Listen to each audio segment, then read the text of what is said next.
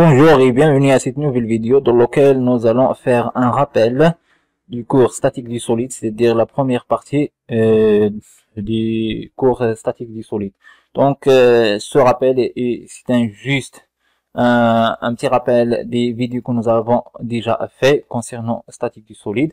Donc dans cette vidéo, nous allons expliquer les les quatre axes statiques, notion des actions mécaniques, classification des actions mécaniques, modélisation des actions mécaniques. On va voir des choses aussi nouveaux dans cette vidéo. Donc, cette vidéo est juste comme un rappel, une étape afin de commencer torseur des actions mécaniques, torseur statique. Alors, ici, donc, c'est quoi la statique? Donc, la statique est une discipline de la mécanique qui a pour objectif d'étudier les systèmes au repos à l'équilibre. D'accord. Donc, ici, au niveau de la statique, donc, on a l'absence du temps. Donc, c'est-à-dire, on ne prend pas en considération l'évolution des actions ou bien des variables en fonction du temps. Donc, notion de temps est absent.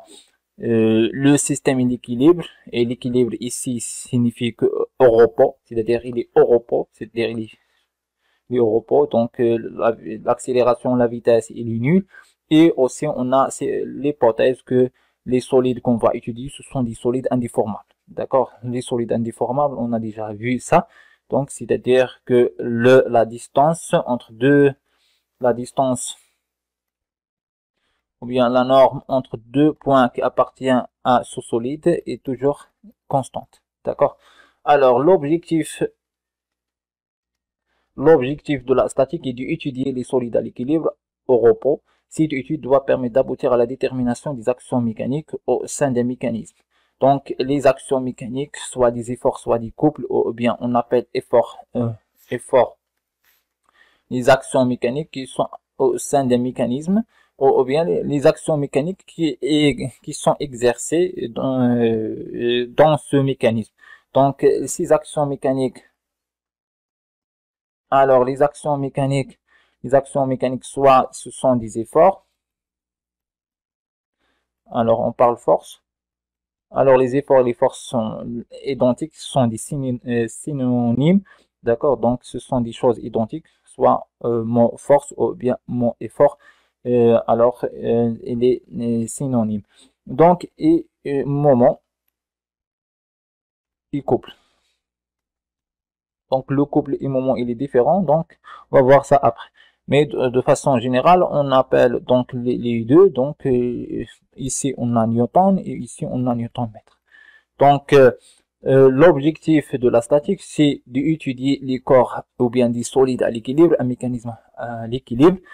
Et donc, cette étude doit permettre d'aboutir à la détermination afin de déterminer les actions mécaniques au sein de ce système. Et pourquoi on va déterminer les actions mécaniques? Afin de faire une modélisation. C'est pour dimensionner, c'est-à-dire pour dimensionner les éléments constituant ce système. Donc, pour déterminer les actions mécaniques, on doit exprimer les actions mécaniques inconnues par celles connues. D'accord? Donc, c'est-à-dire, on doit trouver, donc, à la fin, on doit trouver des forces et des réactions inconnues et des moments inconnus en fonction des données que nous avons, c'est-à-dire des forces que nous avons et des moments que nous avons. Alors, maintenant, avant ça, donc, on va passer vers définition d'une action mécanique.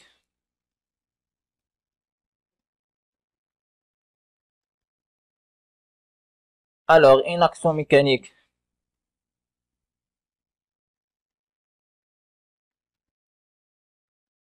Donc, l'action mécanique, c'est quoi?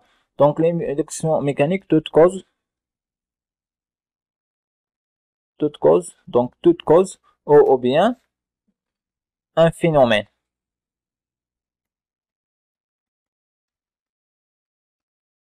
Donc, toute cause ou bien un phénomène capable de faire trois choses. Donc, une action mécanique, soit toute cause ou bien un phénomène qui est capable de maintenir, un corps en équilibre.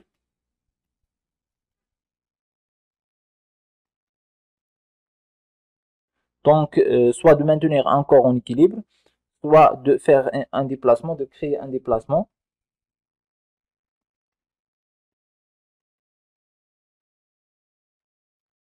soit de faire une déformation, soit de déformer un corps.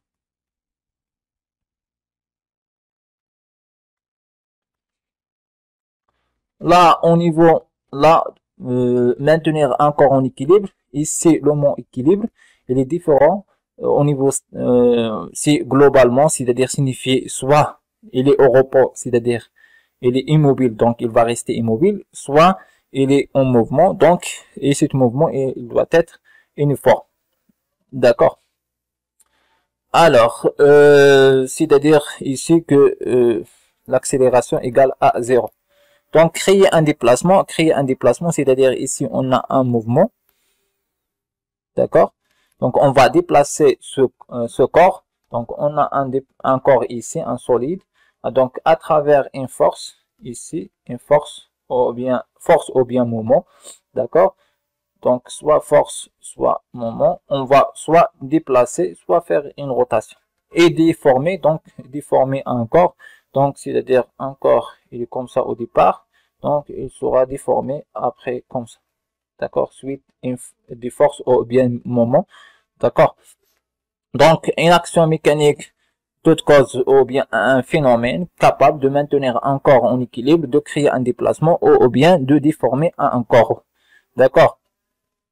Après, on a les classifications des actions mécaniques.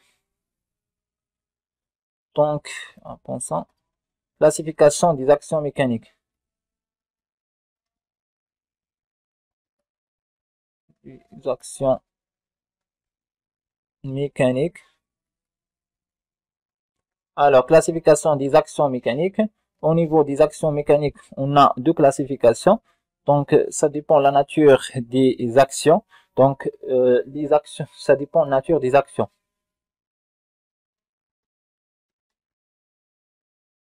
Nature des actions mécaniques. Dans ce cas-là, les actions mécaniques sont de deux sortes. Actions mécaniques sont de deux sortes. Actions mécaniques à distance. À distance signifie que l'application, on a ici un solide S et on a ici un solide S1.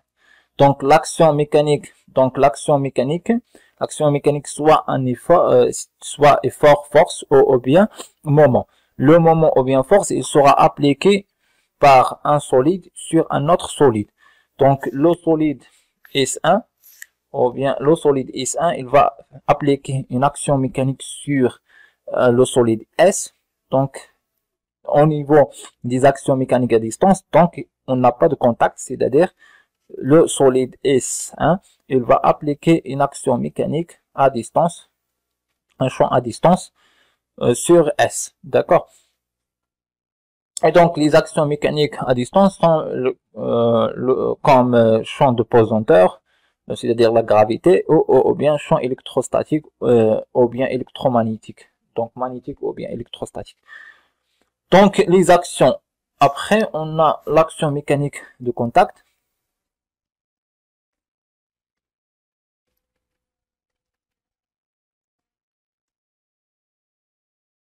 D'accord? L'action mécanique de contact.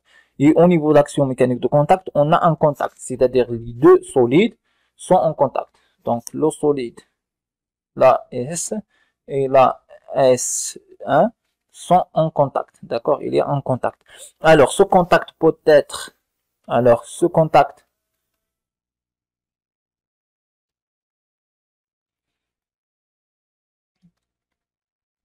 peut être linéaire, donc type de contact, soit ponctuel, soit linéaire. Alors linéaire, soit surfacique. D'accord? Donc ponctuel, c'est-à-dire le contact se résume en un point. Linéaire, c'est-à-dire le contact est en ligne. Et surfacique signifie qu'on a une surface ici. C'est-à-dire il y a une surface, comme contact entre solide S1 et solide S2. Donc ça dépend de la nature des actions mécaniques. Alors les actions mécaniques sont deux catégories, soit les actions mécaniques à distance, soit les actions mécaniques de contact. L'action mécanique à distance, donc on n'a pas de contact entre les deux solides. Et l'action mécanique de contact, c'est-à-dire il y a un contact. Les solides se touchent, d'accord? Et donc ce contact, le contact qui peut être soit ponctuel, c'est-à-dire point, soit linéaire, c'est-à-dire une droite, ou bien cercle, soit surfacique, et donc surfacique, soit surface plane, soit surface sphérique, surface, soit surface cylindrique, d'accord? Alors, donc on a déjà expliqué ça au niveau cinématique du solide lorsqu'on a parlé des liaisons. Donc, on a deuxième chose, ça dépend le système, ça dépend est-ce que les solides appartiennent à le système étudié et ou bien il est en dehors du système étudié. Donc, dans ce cas-là, on parle des actions mécaniques extérieures et intérieures. D'accord? Donc, l'action mécanique, action mécanique avec action mécanique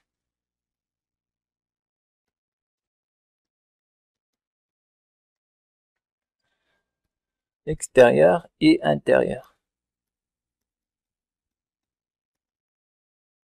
Alors, l'action mécanique, donc pour parler de ça, on doit isoler le système. Donc là, on doit isoler le système d'abord. Donc, on va prendre un système. Donc, système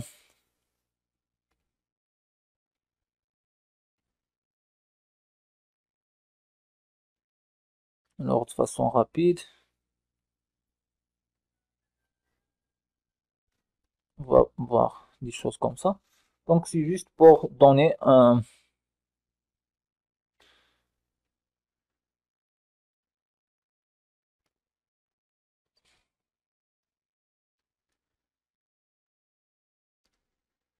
Alors là, on va dire qu'on a le solide S1, le solide qui enroule le solide S2, d'accord? Et on va prendre un autre solide. Alors, le solide ici,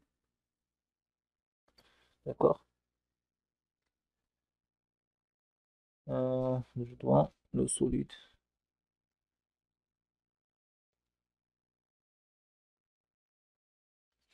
d'accord? Et le solide qui est ici, d'accord? Le solide S3. Alors, donc, ça dépend, on va isoler quel ensemble.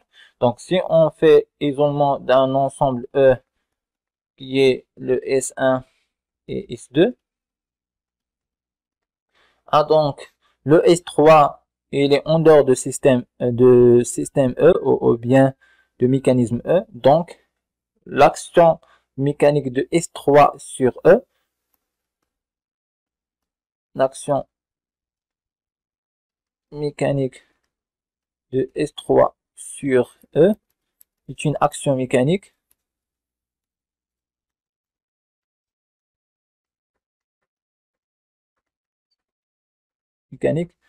interne, externe. D'accord? C'est une action mécanique externe parce que S3 n'appartient pas à l'ensemble E.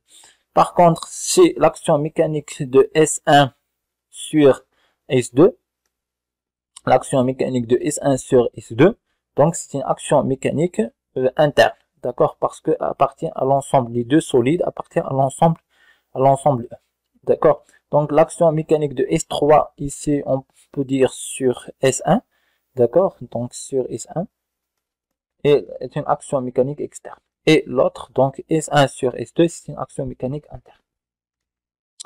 Après, donc la modélisation des actions mécaniques. Alors, modélisation. Et maintenant, modélisation des actions mécaniques.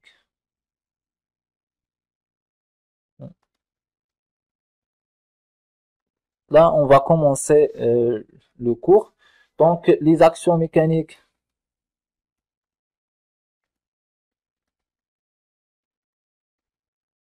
Alors, les actions mécaniques peuvent être...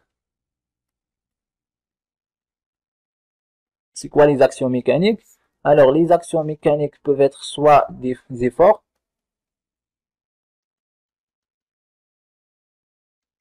c'est-à-dire force, pas de différence. D'accord? Pas de différence. Force, effort. Unité Newton. D'accord? Des efforts, ou bien force, l'unité c'est Newton.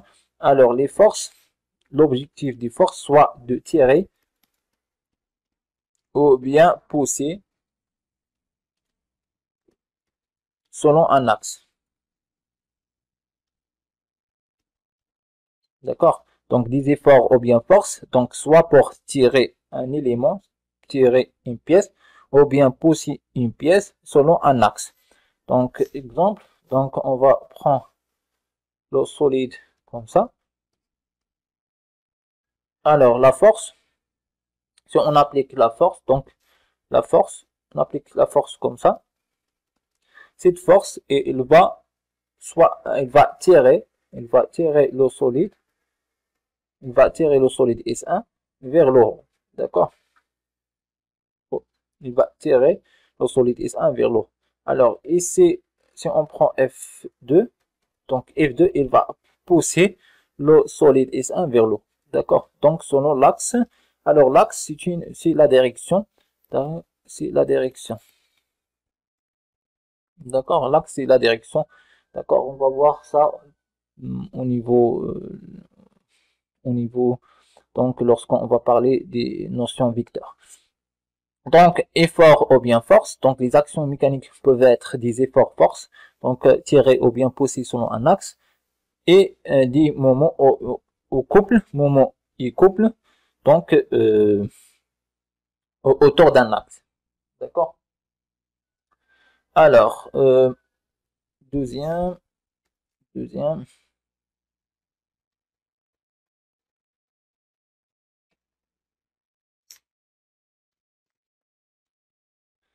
Alors, des moments ou bien couple. Alors, moment et couple sont différents. Il y a une petite différence entre eux. Alors là, le rôle principal, donc le rôle soit de moment, soit de couple, donc c'est tourner ou bien tordre, tordre, donc selon tordre autour d'un axe. D'accord? Donc là, du moment ou bien couple, donc soit pour tourner une pièce autour d'un axe, ou bien tordre, c'est-à-dire torsion, il y a torsion d'une pièce selon d'un axe. Au niveau statique, on va parler seulement de la tournée, d'accord? Parce que la tordre, c'est-à-dire il y a des formations.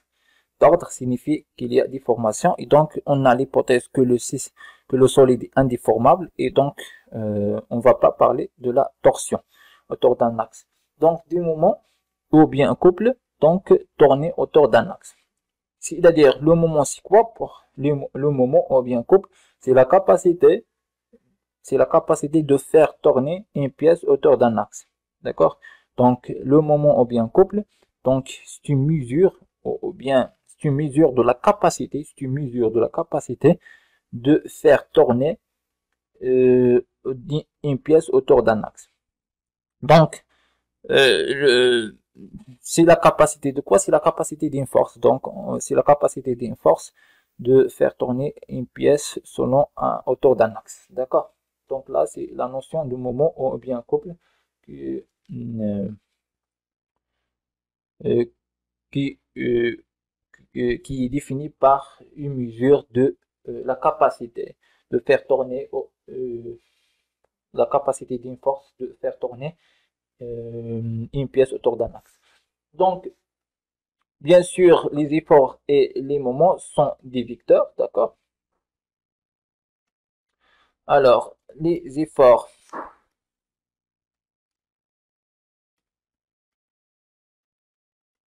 Les efforts, on parle des forces. Et les moments sont des vecteurs. Des vecteurs. Donc, ils ont quoi? Donc, ils ont un point d'application.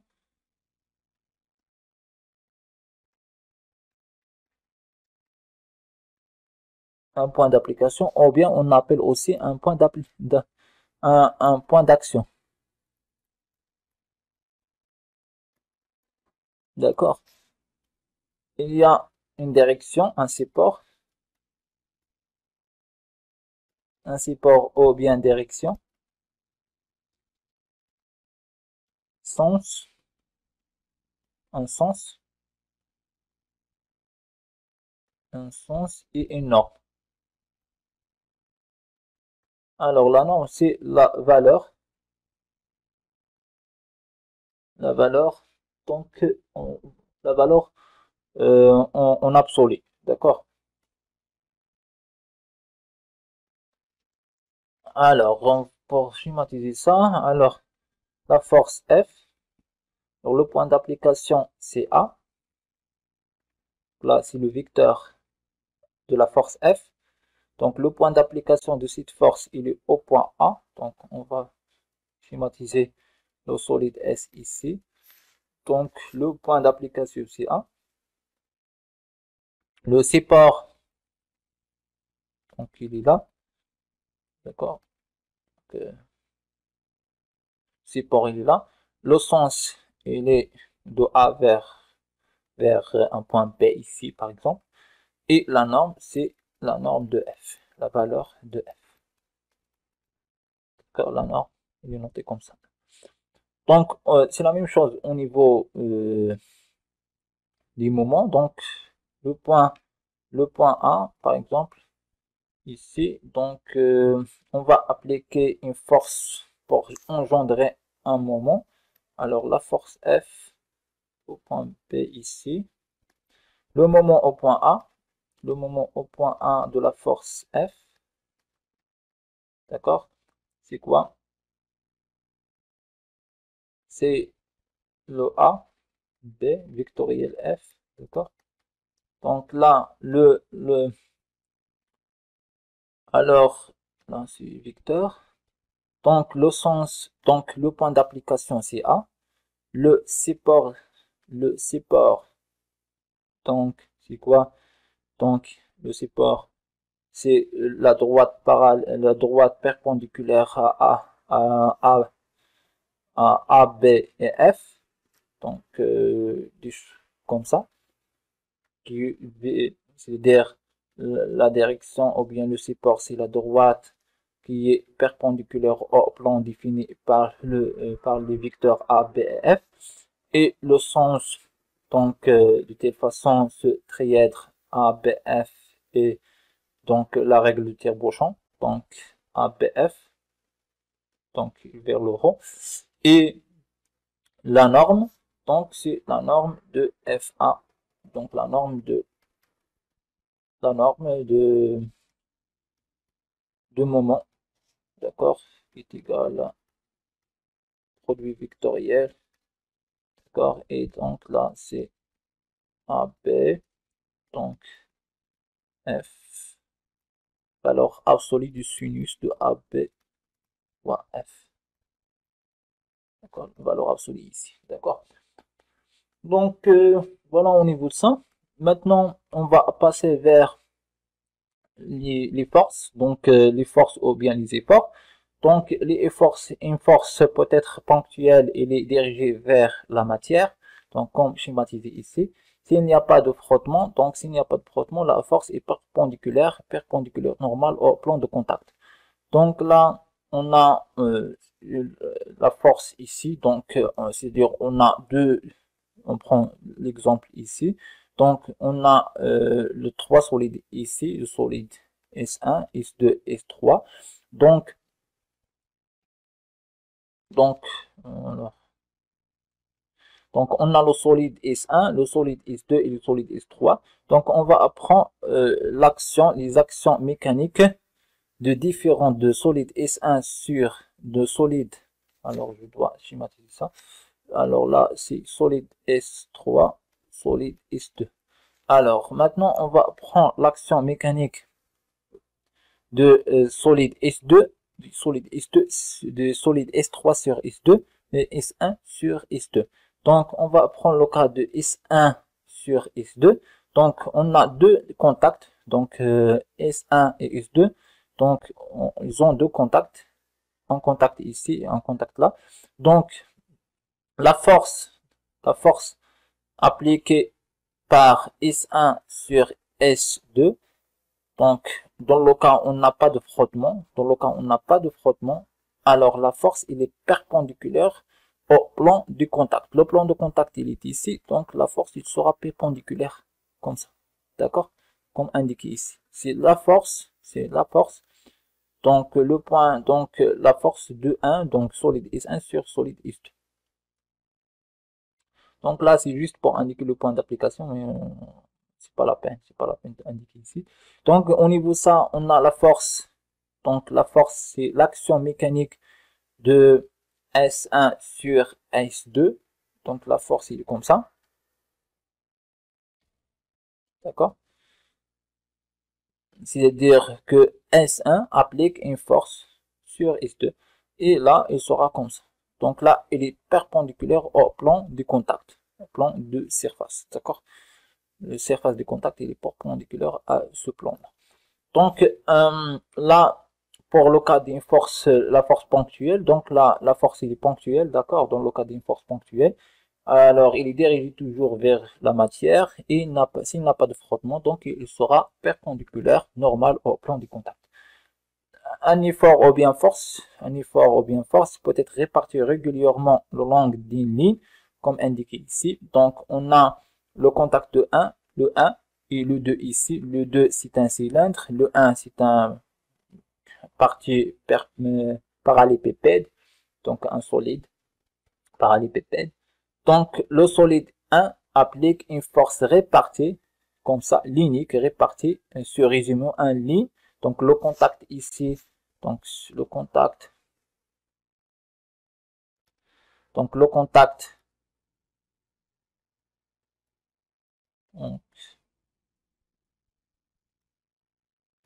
donc le contact entre le 1 et le 2 se résume en une ligne ici, donc qui est schématisée ici. Et donc la force qui est appliquée par 1 sur 2, la force ou bien l'effort appliqué par 1 sur 2, il est réparti sur toute cette ligne. D'accord? Donc là, il est réparti comme ça. Donc l'effort peut être réparti régulièrement le long des lignes. La résultante, c'est la somme des forces qui sont réparties. Donc la résultante des forces s'appliquera alors au centre géométrique de contact. Donc les forces linéaires ici.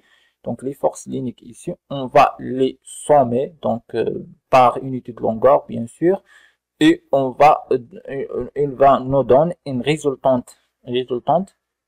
Et cette résultante, on va l'appliquer au centre géométrique. D'accord?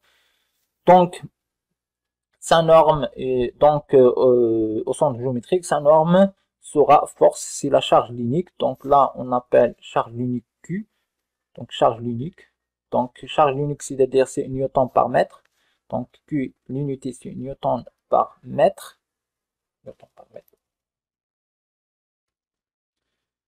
Donc, Q à l'unité newton par mètre fois l'unité fois la longueur du contact. La longueur du contact, c'est la ligne. Alors, fois F. Donc là, dans le cas où la force est régulièrement répartie, c'est-à-dire Q, il est uniforme. D'accord? si Q n'est pas uniforme, donc on va faire une intégration, d'accord, la force, donc il sera l'intégrale du Q de dl. Une force peut être répartie de façon homogène sur une surface, le cas d'une pression. Donc il peut alors être modélisé par une résultante au centre, comme ça. On parle de la force, d'accord. Alors cette force, donc le cas ici on avait un, donc alors ici puisqu'on avait un, donc là on a un fluide, donc soit liquide soit gaz.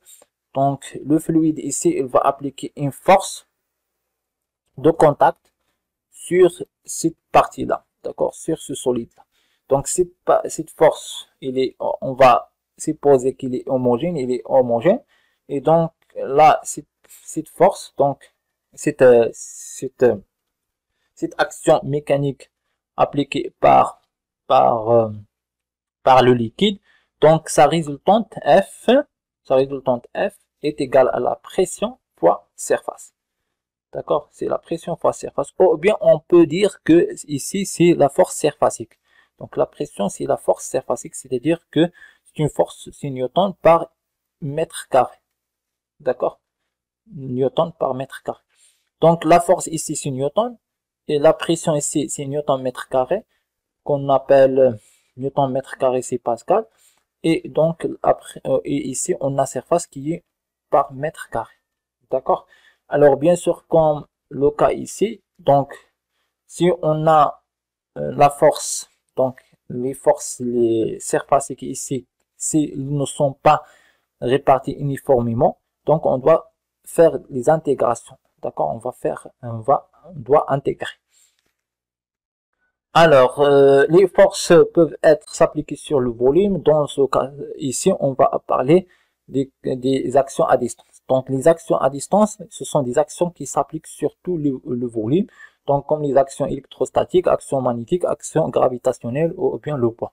Donc là, le poids, l'action de pesanteur ou bien le poids, c'est une action à distance. Il s'exerce sur tout point du solide. Il est modélisable par une force au centre de gravité du solide. Au centre de gravité du solide, il est vertical et dirigé vers le bas. D'accord, donc ça on le sait. La poussée d'Archimède, donc la poussée d'Archimède est la force particulière qui subit un corps prolongé en tout ou en partie dans un fluide. Donc la poussée d'Archimède, c'est la force qui subit le corps, ce corps qui est prolongé dans un fluide, donc soit liquide, soit un gaz. Donc soit il est émerger partiellement ou bien totalement. Et donc là c'est l'équivalent, donc la poussée d'Archimède c'est la réaction des pesanteurs, c'est la réaction de la pesanteur, c'est-à-dire on a un fluide là, on a un corps ici, corps S. Donc le corps S et le fluide il est en contact. Donc la première loi de Newton, donc le solide S il va appliquer une action sur le fluide. Cette action c'est le pesanteur, c'est le poids du solide, et le fluide il va faire une réaction. Donc l'action et les réactions sont égaux, d'accord.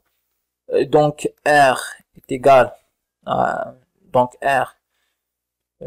à moins C. Donc action ou bien A, action réaction, et donc action c'est moins P, et donc là c'est moins mg.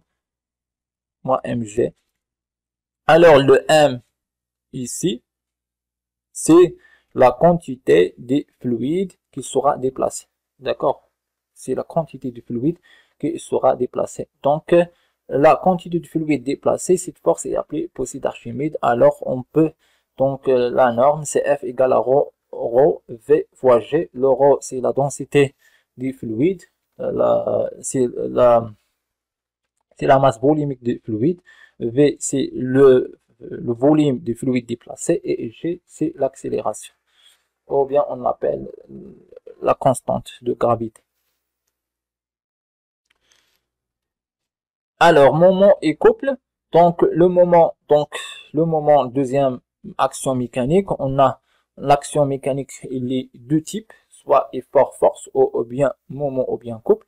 Donc le moment, on va faire la différence entre moment et couple. Le moment, un moment est un effort de rotation hauteur d'un point. Donc là, la première chose à rappeler, que ce soit un moment ou bien couple, donc cette notion, les deux, signifie c'est la capacité ou bien c'est une mesure de la capacité de faire une rotation, de faire tourner une pièce. C'est la capacité de faire tourner une pièce. Donc le moment est un effort de rotation autour d'un point. Le moment est un effort de rotation autour d'un point. Effort de rotation, c'est-à-dire c'est le moment, c'est la mesure de la capacité d'un effort de faire tourner une pièce autour d'un point, provoqué par une force située à une certaine distance du point. Il est noté comme ça. Donc le moment au point B, donc le moment au point B d'une force F, donc il est égal à quoi? C'est le moment au point B de la force F. Donc c'est quoi? Donc le point B il est ici. D'accord? Alors on va faire ok. Le point B peut être quelconque. Le point B il est ici. Alors la force il est là. Le point A, c'est le point d'application de la force F, et la force F, il est comme ça. La force F, c'est donc, on va dire là, c'est le solide. Donc, le solide S et le point d'application A. Donc, le point F, donc la force F, donc par rapport à B, donc il peut faire une rotation, il peut tourner il va mesurer le moment de la force F au point B, il va mesurer la capacité de la force F à faire tourner le solide, donc le solide S, par rapport au point B. D'accord? Donc il est égal à quoi? À BA vectoriel F. Donc comme montré aussi ici, donc là on a c'est ici, c'est l'action, c'est-à-dire le poids. Donc là, on a le poids ici. Bon, le poids de cette partie. Donc, on a ici une force. D'accord? Ou bien effort. Donc là, on a la main ou bien point B. Donc, le point A par rapport à le point B. Donc, il y a une capacité de faire tourner. Il a une capacité de faire tourner la barre. D'accord?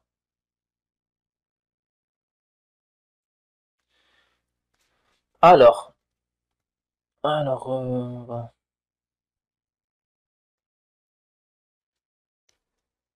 Alors, ici, on a, c'est le point. Donc là, on a le poids du disque. Ici, c'est le poids du disque. Le poids de ce disque, il est donné par la force qui est ici. On va noter P. Donc le point ici, donc, on a ici une action. Donc, cette action, il sera transmise vers la main. Et ici, on va sentir une réaction.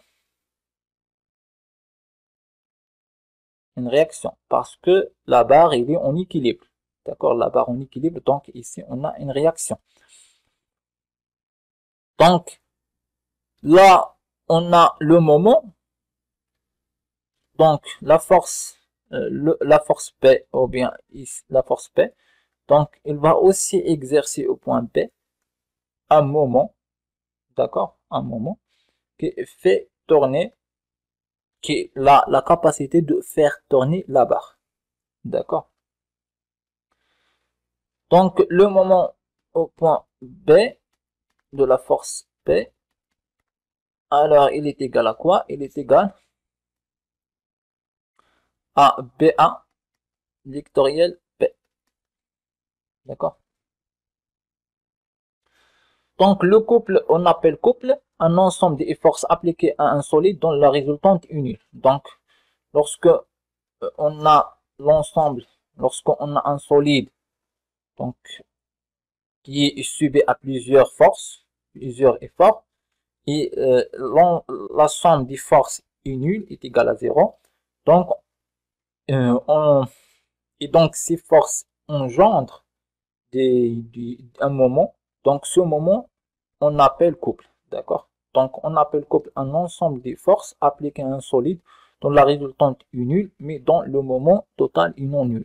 C'est-à-dire ces forces, ils vont engendrer un moment, et la somme des forces est égale à 0, et le moment total il est non nul. D'accord? Donc on pratique un couple tend seulement à mettre en rotation le système. Donc le couple, elle n'applique pas des efforts, d'accord? Euh, euh, il est juste capable de faire tourner le système. L'exemple ici, on a ici un moment, et là on a ici un couple. Donc ici on a le moment, et ici on a un couple. Alors, bien sûr, les deux sont le même rôle. Donc là, on a tournevis, et là, on a euh, un système pour serrer ou bien desserrer le ballon. Là, on a la main de l'utilisateur. Il va appliquer ici une force. Donc, il va appliquer une force ici. Donc là, c'est la réaction de la main sur le solide 1. Le solide 1, c'est ici, c'est le tournevis. Et donc, la main, il va appliquer une force selon la direction comme ça. D'accord? Et lorsqu'on va faire le serrage, donc lorsqu'on va appliquer un serrage, donc il y a la réaction de la main, et en même temps, on a le moment pour tourner. Donc la réaction de la main, ou bien l'action de la main, sert à appliquer, de maintenir, donc appliquer une force pour maintenir le tournevis en contact avec le vis, et le couple, c'est pour tourner. Même chose pour desserrage. Donc là, le moment ici, il est différent, il est opposé à le moment au niveau de serrage, mais la réaction est la même. Au niveau de couple, donc là, on a deux forces qui sont opposées, identiquement opposées, c'est-à-dire que la force F1 est égale à moins la force F2, d'accord? Donc, c'est-à-dire que la résultante ici est égale à 0, mais les deux forces, ils sont capables de faire tourner ce système, d'accord? C'est-à-dire, on a un couple, et le moment, c'est-à-dire on a un couple, ou bien on a un moment qui est non nul, moment total, et la résultante est égale à 0. Donc là, c'est un torseur qui est torseur couple, qu'on appelle torseur couple, d'accord? Dans ce cas-là. Notion de force et moment. Donc, à travers l'exemple d'ouverture de la porte, comme illustré ici dessus, on remarque que l'action mécanique appliquée au point B, donc l'action mécanique appliquée au point B, c'est B, elle appartient à l'axe de rotation. L'axe de rotation de la porte, il est ici. Donc, si on fait la schématisation, donc là, on a l'axe, on a le cadre de la porte, et là, on a l'axe de rotation ici. Donc, on va supposer l'axe de rotation, il est ici. C'est-à-dire l'axe de liaison. Et donc, le point B appartient à ce axe. D'accord? Donc là, on a porte. Et là, on a B, le point B. Donc, le point B, donc un point d'axe de rotation de la porte. Donc, ce point-là, d'accord?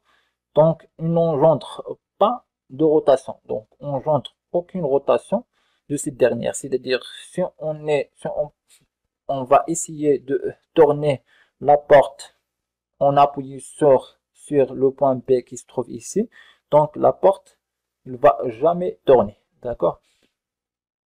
Donc, signifie quoi? Signifie que le moment au point B, le moment au point B de la force qu'on a que nous avons à appliquer, donc est égal à 0.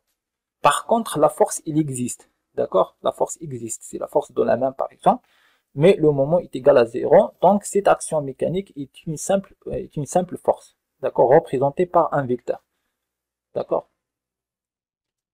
L'action mécanique, donc cette action mécanique, donc l'action mécanique au point B, donc si on fait un torseur de l'action mécanique au point B, donc là, au niveau de la force, on a la force F et le moment est égal à 0, donc au point B. La même action mécanique appliquée au point A, donc entraîne la rotation de la porte à cause de son moment. Ici, on a moment parce que couple, on doit avoir la résultante, c'est-à-dire la somme des résultantes est égale à 0.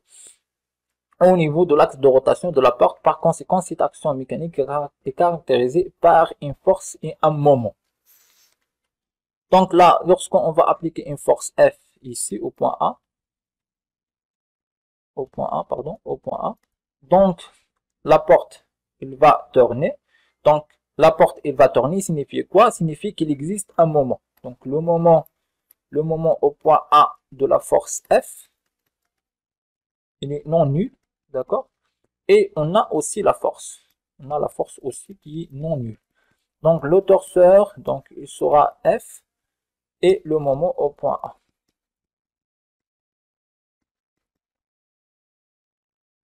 D'accord? Donc voilà. Donc le moment donc exprime la capacité de faire une rotation et le F c'est une force. C'est l'action et la force qu'on va appliquer. Bien sûr, donc là, on appelle les actions mécaniques. Donc l'action mécanique, soit force, soit moment, soit les deux. Donc de façon générale, donc l'action mécanique de solide S1 sur un solide S2, caractérisée par une force, ou bien résultante, donc une force RS1 sur S2, appelée résultante, ou bien résultante générale, on appelle seulement résultante, elle est suffisante, de l'action mécanique de S1 sur S2, et un couple ou bien moment, donc moment couple, donc là, donc on va l'appeler moment, de façon générale, parce que le couple c'est un cas particulier de moment. Donc le moment le moment au point O de S1 sur S2, appelé moment résultant au point O de l'action mécanique de S1 sur S2. D'accord? Avec donc comment on calcule le moment. Donc le moment au point O de S1 sur S2, donc est égal à OA vectoriel, la résultante. De façon générale, pour calculer le moment, donc le moment au point A d'une force F est égal à quoi? Le point A, le point d'action ou bien le point d'application de la force F, donc ici par exemple le B, vectoriel F. Donc ça c'est le moment de F, le moment d'une force. Donc là, le moment de S, le moment au point A de S1 sur S2, c'est la sommation des moments. Et ici, c'est la sommation. Donc, le moment, c'est ici, c'est le moment résultant. Donc, c'est la sommation de soit d'un seul moment ou bien de plusieurs moments. De cas général, c'est-à-dire on a plusieurs moments. Pourquoi? Parce que le solide S1 sur le solide S2 donc le solide S1 peut appliquer plusieurs forces et donc plusieurs moments sur le solide S2. Et donc, pour exprimer tout ça, donc on va faire la résultante des moments et la résultante des forces. Alors, voilà.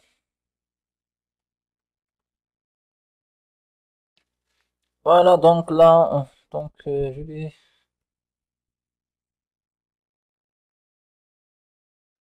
Alors, donc la résultante de S1 sur S2 ou bien de façon générale de E sur S, d'un ensemble E sur un solide S, donc c'est la sommation des forces. La sommation des forces de quoi? C'est la sommation des forces qu'on applique, qui applique E sur S. Donc, on suppose que alors le solide S, il est ici. Le solide, le E, il est ici. Alors, le solide E, il est ici. Bon.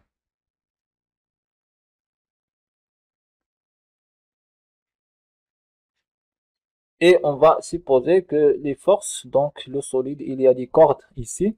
Donc, il applique des forces ici. Alors, le solide E applique une force, des forces sur le solide 1. Et donc,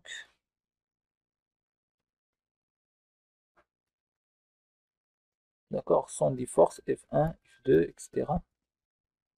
3, etc. 4, etc. Donc là, c'est la somme des forces. Donc, le solide long. Donc là, c'est la résultante des actions mécaniques.